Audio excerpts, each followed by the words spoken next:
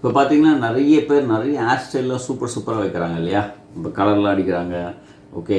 So இப்போ குடுமி வைக்கிறதெல்லாம் கூட ஒரு பெரிய ஹேர் ஸ்டைல் ஆகிடுச்சு. இந்த மாதிரி நிறைய ஹேர் ஸ்டைல்ஸ், அதுவும் இந்த பெண்கள்லாம் பார்த்தீங்கன்னா விதவிதமான ஹேர் ஸ்டைல்ஸ். அதுபோல் நம்ம புத்தர் இருக்குல்ல, எல்லாருக்குமே புத்தர் பிடிக்கும். ஓகே. அவர் ஹேர் ஸ்டைல் யாருக்கும் இருக்காது. அவ்வளோ சூப்பரான ஒரு ஹேர் ஸ்டைல் இல்லையா? அங்கங்கே சுருளையாக இருக்கும் தலையில். ஆக்சுவலாக பார்த்தீங்கன்னா அது புத்தரோட முடியே இல்லை. ஓகே. ஸோ புத்தர் எப்போ துறவரம் கொண்டு நல்ல ஒரு தியான நிலையில் இறங்க ஆரம்பித்தாரோ அப்போவே அவர் என்ன பண்ணார், மொட்டை அடிச்சிட்டாங்க.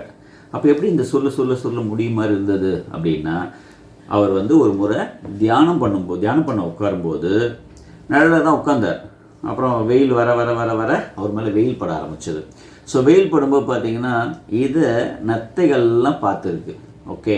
ஸோ இவ்வளோ பெரிய ஒரு மனிதர் கடவுள் தன்மைக்கு மாறுறதுக்கான தியானத்தில் இருக்காங்க அப்படிங்கிறத நத்தைகளே புரிஞ்சுக்கிச்சோ என்னவோ தெரியாது.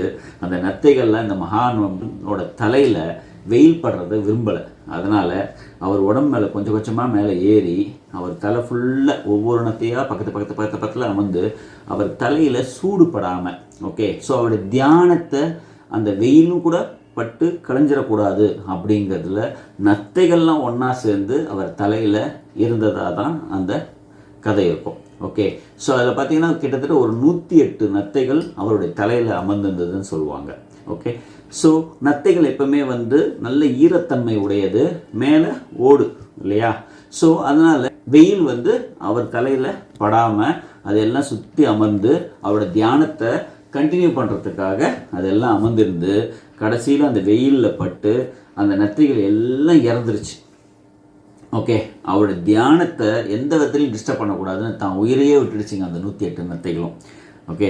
ஒரு சமயத்தில் தியானத்திலேருந்து எழுந்த புத்தர் அப்புறம் தலையில் ஏதோ இருக்குன்னு தொட்டு பார்க்குறார். பார்த்தா எல்லாம் நத்தையோட ஓடுகள், எல்லா நத்தையும் இறந்து அந்த ஓடுகள் இருக்குது.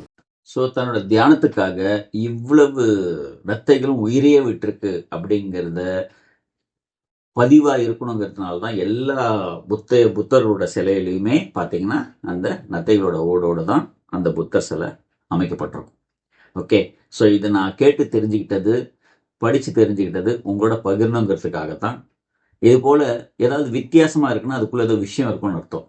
இனிமேல் நம்ம வித்தியாசமான விஷயங்களையும் கொஞ்சம் தேடுவோம். வாழ்த்துக்கள்.